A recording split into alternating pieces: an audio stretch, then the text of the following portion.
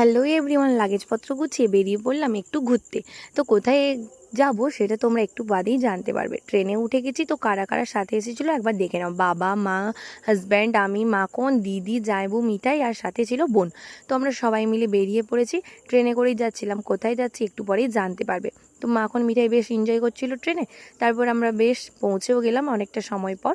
চলে এসেছি গিয়ে আমরা দীঘা একটা ছোট ট্রিপ করার জন্য।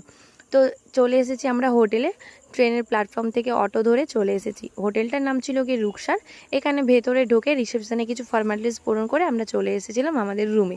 তো রুমটা বেশ বড়ই ছিল, বেশ ভালো। ডবল বেড ছিল, সাথে ছিল উইন্ডো এসি, সাথে ছিল বাথরুম অ্যাটাচ, সাথে ছিল একটা খুব সুন্দর ব্যালকনি, টিভি বসানো ছিল, বেশ দারুণ হোটেলটা, দারুণ। তারপরে আমরা হোটেলে একটু ফ্রেশ হয়ে চলে গেছিলাম একটু সমুদ্রের ধারে। এসেছি যখন সমুদ্রের সাথে দেখা করবো না তা কখনো হয়।